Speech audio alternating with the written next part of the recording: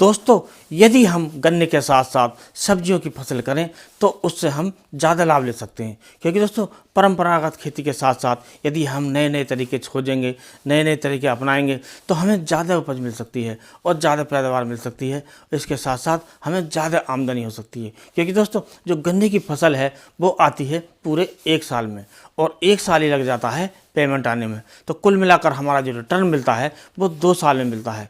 यदि हम गन्ने के बीच में अगर हम कोई मिश्रित खेती करें, कोई सब्जी की फसल करें तो हम ज़्यादा लाभ कमा सकते हैं। तो दोस्तों आज जानेंगे कि किस प्रकार हम गन्ने की फसल में हम दूसरी सब्जियां लगाकर ज़्यादा लाभ कमा सकते हैं, क्योंकि दोस्तों इसमें ज़्यादा संभावना है, क्योंकि हमारे किसान भाई अब गन्ने की जो दूरी है वो बढ़ा चुके हैं। कोई 4 फीट पर कर रहा है, कोई 5 फीट कर रहा है, तो बीच में खेती आसानी से हो सकती है सब्जियों की।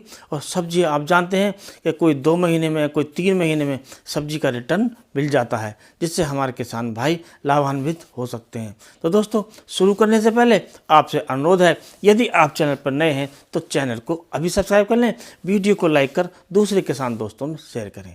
तो दोस्तों अब बात करते हैं गन्ने में सब्जी के बारे में। तो दोस्तों जो हम गन्ने की बुवाई करते हैं, जो हमने अक्टूबर के महीने में गन्ना बोया है और उसकी जो चौड़ाई है, दूरी है, मतलब एक लाइन से दूसरी लाइन की दूरी है वो 4 फीट है या 5 फीट है, और बीच का जो गैप है खाली होता है और उसमें हमें जुताई करनी पड़ती है जब खरपतवार हो जाते हैं। तो उसकी जगह हम यदि बीच में कोई सब्जी की फसल करें तो उससे हम लाभ कमा सकते हैं। और दोस्तों इसी के साथ साथ जब हम बसंतकालीन गन्ना बोएंगे, फरवरी के महीने में बोएंगे या मार्च के महीने में बोएंगे, तो उसमें भी हम सब्जियों की फसल कर सकते हैं। लेकिन इस समय यदि हम सब्जी की फसल करेंगे, जनवरी के महीने में सब्जियाँ लगाएंगे तो हमें ज़्यादा लाभ मिलता है, क्योंकि दोस्तों ये जो समय होता है ये अगैती सब्जियों का होता है और इससे हमें जो फसल मिलेगी वो अगैती मिलेगी और उससे हमें जो रेट जो मिलते हैं बाज़ार में ऊंचे मिल जाते हैं, जिससे हमें ज़्यादा लाभ मिलता है। अब दोस्तों बात करते हैं कि हम कौन कौन सी सब्जी अपने गन्ने की फसल में कर सकते हैं। तो दोस्तों सबसे पहले बात करेंगे भिंडी की फसल अपने गन्ने की फसल में आसानी से कर सकते हैं, इससे हमें ज़्यादा रिटर्न मिल सकता है।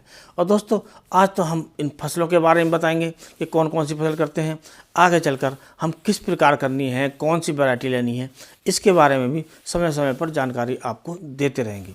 तो आप सबसे पहले भिंडी की फसल कर सकते हैं, जिसकी लंबाई भी कम होती है और जल्दी आ जाती है। और ये जो भिंडी है करीब 40 से 45 दिन में आपको इसका जो फल है वो देखने को मिल जाता है।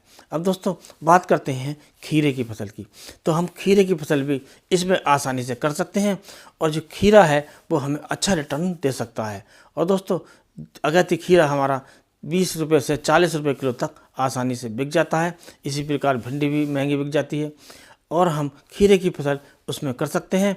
और खीरे की फसल है हमें 40-45 दिन में इसका फल देखने को मिल जाता है। अब दोस्तों बात करते हैं कि हम तीसरी फसल हम कर सकते हैं ककड़ी की।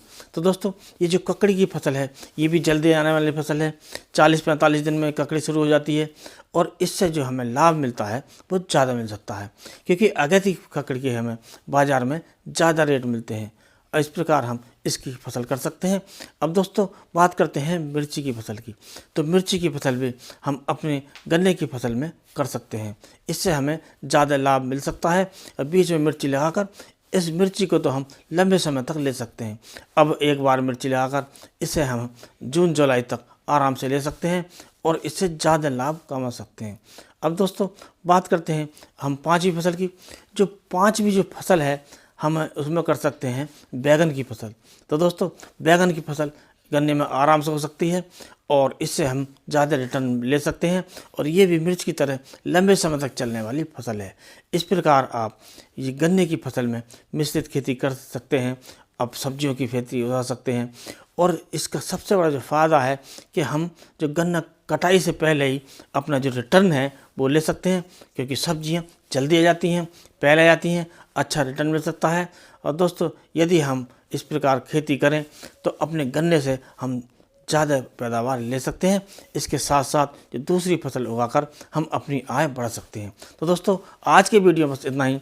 अगले वीडियो नए टॉपिक के साथ फिर मिलते हैं, तब तक के लिए नमस्कार।